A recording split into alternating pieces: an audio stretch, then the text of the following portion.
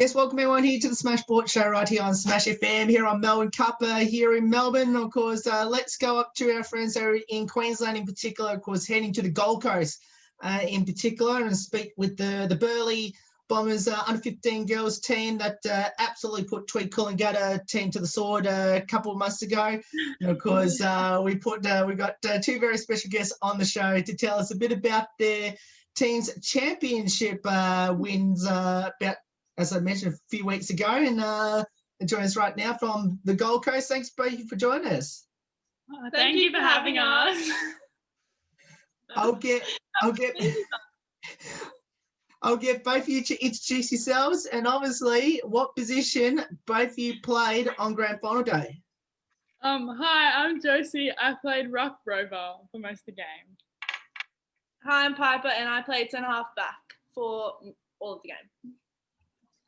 Now, I interviewed three of your other teammates on the show probably about a couple of weeks ago now. Now, they mentioned obviously that obviously it was a pretty amazing year for the team, and especially to get that premiership at the end of it against Tweed Coolangatta. I guess for both of you, tell us a bit about the season and what your thoughts were on it.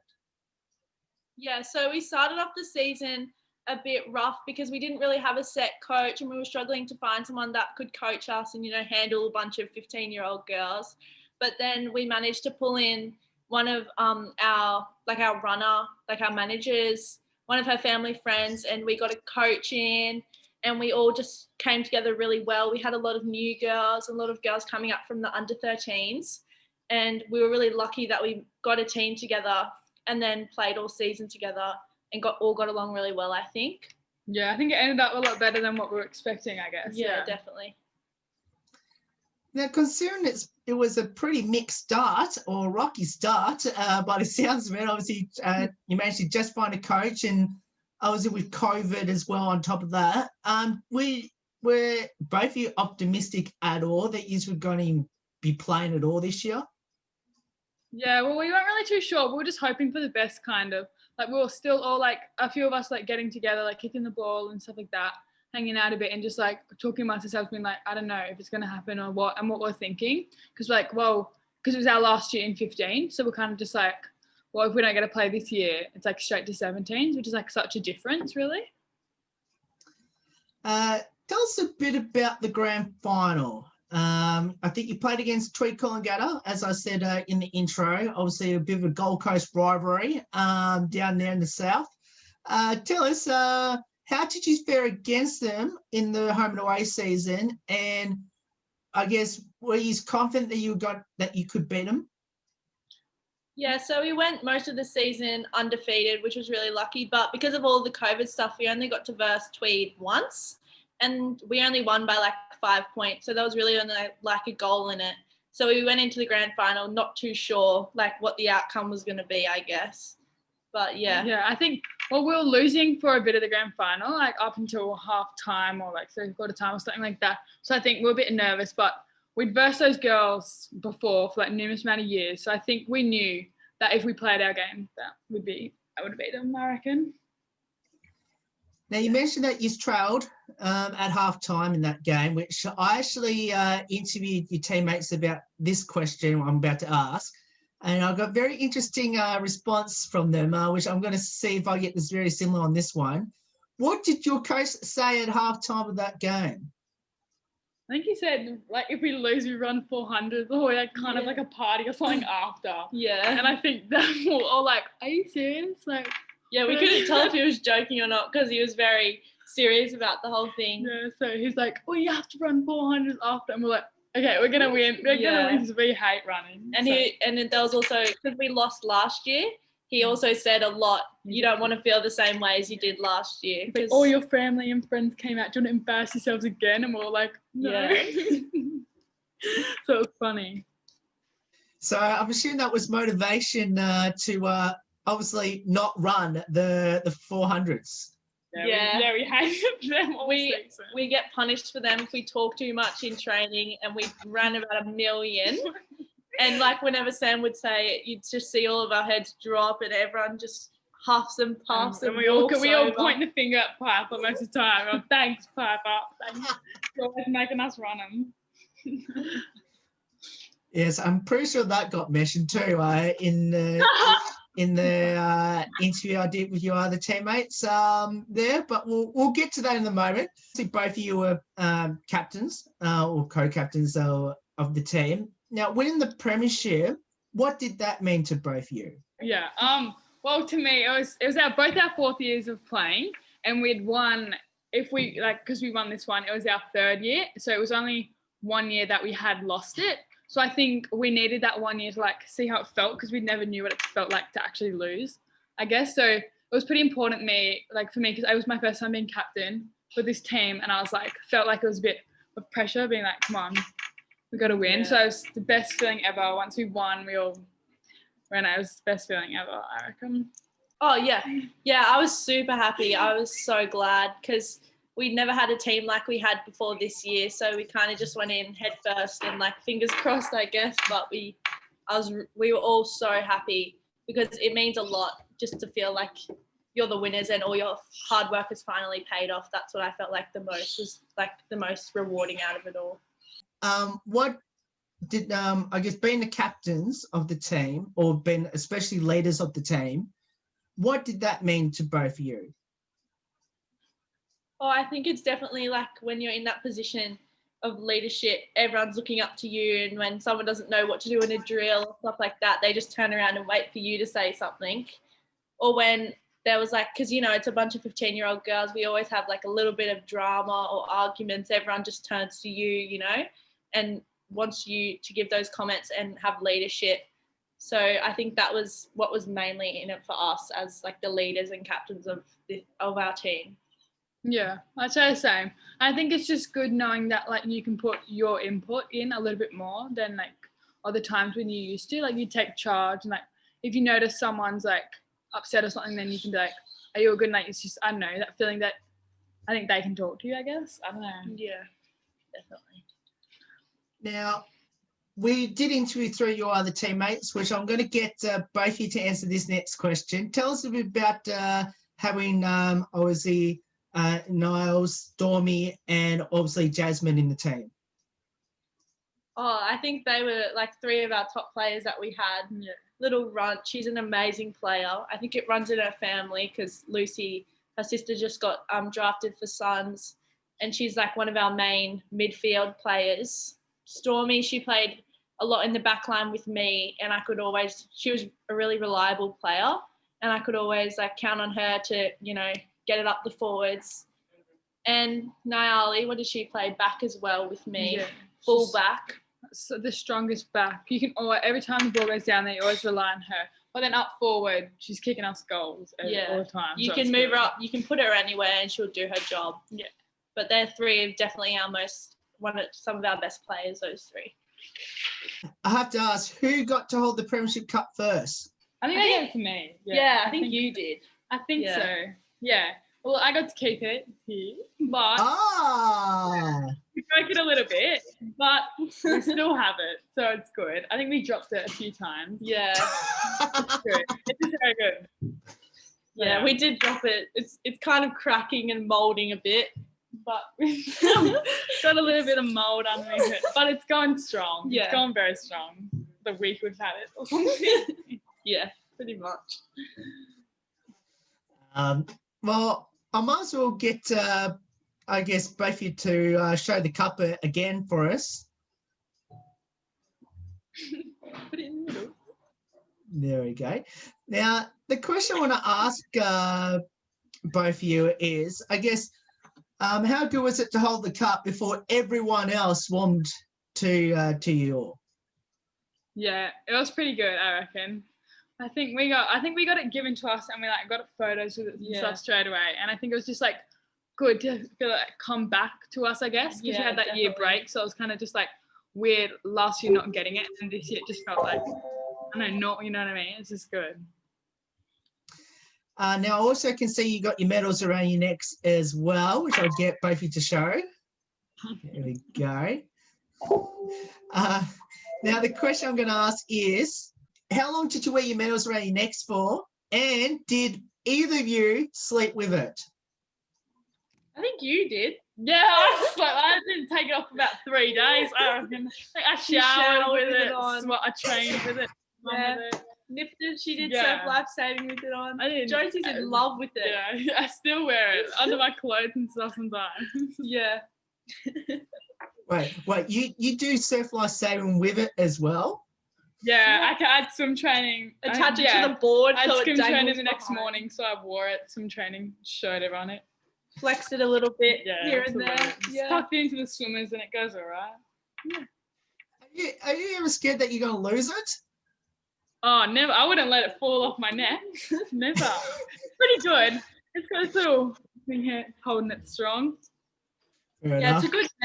Now, of course, you do have a very special guest to present the medals and of course, the cup as well. Obviously, the two Gold Coast Suns AFLW players, which obviously one of them, of course, both of you would know pretty well because obviously it's relation to Jazz. Because how special was that to have the two AFLW players come down? And did either of you knew that they were coming down? I only knew Lucy was because my parents take Jazz and her family and stuff to the games. So I knew that Lucy was. So I was like pretty excited because she got to wear like all her Suns gear and stuff. She looked pretty excited, so it was good. Yeah. Yeah, I remember when like we just got it and then we all saw Lucy standing up there and we were all cheering her on because she's like, because she used to play for Burleigh and now she's like a proper drafted Suns women's player. So that was pretty awesome to see like the way she's like blown up in the AFL industry, I guess. Now, Pablo, you almost pretty much answered my next question. I'm going to get both of you to answer it anyway. What did that mean to both of you to see a very special friend of both of you and obviously the team, and to see Lucy Single getting drafted by the Gold Coast Suns, obviously being a local team as well? Oh, it was so good, I reckon, because two of like the girls that had played for Burleigh before, like now she wasn't here at Burleigh anymore, but she still played with us and I played in teams with her and stuff when I first started. So it was pretty good. I was texting like Jazz, her sister Run. I was just like, oh my God, like that's so exciting and stuff because we're all watching it off my phone, my whole family was. So like, we're all texting her and stuff. It was like such a cool feeling. Yeah, we were so proud of her because we know we've trained with Lucy before and we see her like out on the field and it really reflects the way she trains. Like she trains so hard. Like instead of getting the car somewhere, she'll ride there just for the extra fitness. Like she's just such a hard worker all the time. And I think it was so well deserved. Mm. Yeah. Now, how did both of you get involved in footy and why did you choose it? So we're in grade 7 at school. I was getting in a little bit of trouble with this one teacher who ran the AFL program. And he's like, well, I'll get you to come play AFL. And I was like, I'm not doing that. I'm not going to do that. I was like, only if I can bring my friends. And he was like, okay. So I picked a bunch of my friends and then picked Piper, obviously. And then we played that game and we had to we didn't have school jerseys at this time. So he like run something at the Burleigh Bombers. So he gave us like Burleigh Bombers. Like the old men's. These like weird, these massive like jerseys that all the girls are just playing in and like loving it in. It was so funny. And then he was like, gave us like, if we like won an award or something, he gave us like a Burleigh Bombers hat. And I was like, what even is Burleigh Bombers? And he's like, go training the Savo, and like just told me to rock up at the field. And I was like, only if Piper comes with me. And Piper's like, okay, I want to do it. So then our moms both dropped us to our first training and we loved it ever since, I guess. Yeah, it's been so much fun like ever since then. But that was definitely the first AFL Gala day where we just played like 4 games against the random schools. And I don't know. We got absolutely smashed. Yeah, I could hardly even catch a ball. we had the best time though. I guess following from that, obviously both of you have played the sport at the same time and played for the same club. I guess how special is to play with each other on the same team? And you might as well give each other a bit of love. Yeah. Well, we've always had a pact that we're always going to stay together kind of thing. Yeah. Like, because there was a lot of confusion when last year it was just like we weren't going to have enough people for a team and all that stuff was happening. And we were like, whoa, like, what are we going to do? And I was like, there's like 5 of us who were like, okay, we're all staying at Burleigh. Like, we can't leave. We all want to stay there until like we like have to. Like, we all want to stay there for as long as possible and stuff. So we've always had that pack, and it's the best feeling. Like right before every game, we're always like hype each other up. And I remember like on the bus, we like gave each other a hug and just like calmed each other down because we were both so nervous and excited. Yeah. But yeah, it's always good to play with your friends, especially a friend that you've been like known for ages, because you know you just have like that special connection with each other. Yeah, it's pretty good. Now, obviously, I'm assuming the highlights throughout both your football journeys would have been a premiership this year. So the question I want to follow up from that is, I know you're not supposed to do this in COVID, but did both of you kiss the Premiership Cup? Oh yeah, I think we filled it up with some water and some Coke and stuff like that, and had some drinks out of it all. We all shared it around. Yeah, we had little. Yeah, I think we kissed it. Yeah, I think we kissed it a few times. Yeah. I haven't slept with it. Cutted it as well as the medal. Yeah, as well as the medal. Right to bed like that. I had to send Piper photos because she was missing out. Yeah, but I had the flag, so I can wear the flag. She used that as a little blanket. She used to tell me like a little blanket.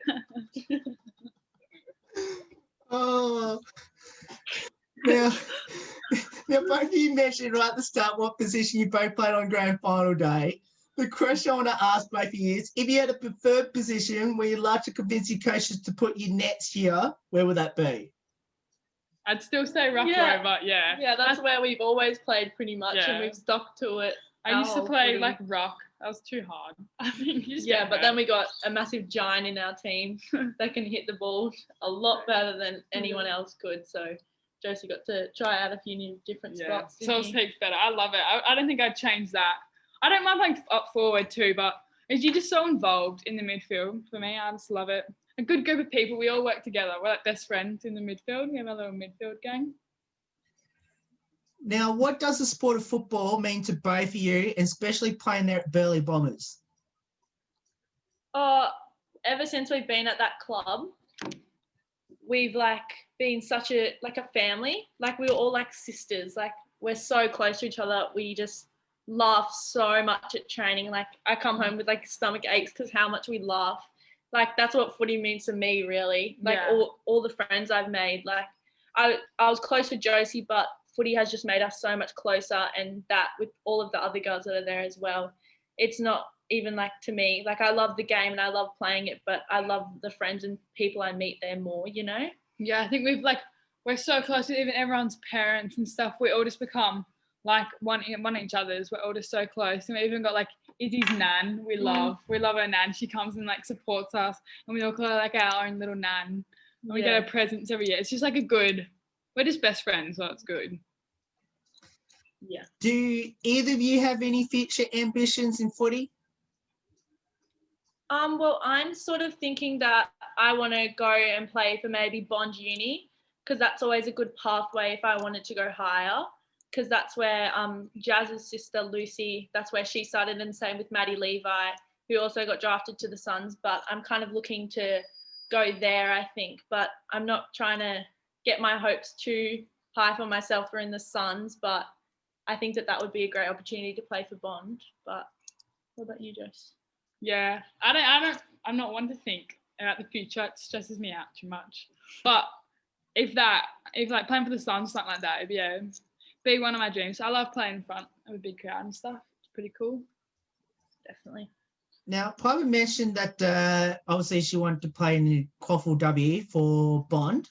Will you be trying to convince Josie next year to join you, considering both you've been together for all this long? Yeah. I think we have a few years left in junior footy still, but after that, I don't think she'll be able to leave it by then if she stays for another few years, because that'll be like 7 years probably by the time we get out, 7 or 6. So I think she loves it too much to leave. I think I would love to play for Bond. We trained with them and stuff for a little bit, and I like doing that. And a few of my friends have played for them and everything like that. I definitely love to do that. Now what will be your advice to our listeners and viewers, especially down there on the Gold Coast, that should get down to Burleigh to have a go in the sport, considering you have already got 2 AFLW players that now that came from Burleigh? Yeah, I think definitely just come. Even if you're not serious about the sport, it's such a laugh. Like, you meet your best friends through it. We hang out every weekend. We're always texting our group chat. It still goes off, and the season's a month gone. Yeah. But we have so much fun. It's not even a really serious sport for us. We love it. Yeah, it's like, and Burleigh, definitely for the girls, it's like a family and a community. Like we went down there not knowing anything about AFL, like just playing a few games at school. And I think you never know, like you may as well just come down to a few trainings. You don't have to sign up, but just give it a go, because nearly all the girls that try it end up loving it. Yeah. And of course, for everyone out there who have no idea where your home ground is, whereabouts is your home ground? Burleigh Heads. Near Piper's house. Yeah, near my house. That is. Yeah, Burleigh Near Heads. 4th Ave Macca's. They wouldn't know what that is. That's what we know. It's near a library. Yeah, it's across from the library, the tennis courts. We've got some fun. No, but it's in Burleigh Heads. It's pretty like residential area, right in the middle of residential. Near Christine area. Ave. Christine Ave. Yes. Why would I know what that is? They would not know what a street is. Google. Now, let's finish up with a couple of light-hearted questions about your teammates. Tell us who had the most embarrassing moment on the field this season, and what was it? Oh, there's been a few. But Piper. Well, so we got a banner for our grand final, and they hold it up, and you're just meant to run underneath the banner. But Piper thought it was one of the banners that snap when you touch, like, you know, the one that touch. So she ran up so fast and jumped so high, and it doesn't smash. So the people on the ends are both falling, and it doesn't break it just. And then there's about like a couple hundred people watching our grand final, so they're all looking at it. There's photos, like the professional photographers taking photos. And it's me in the middle with my arms up, pulling the banner down because I thought I just thought that you were supposed to go through it, so not run under it.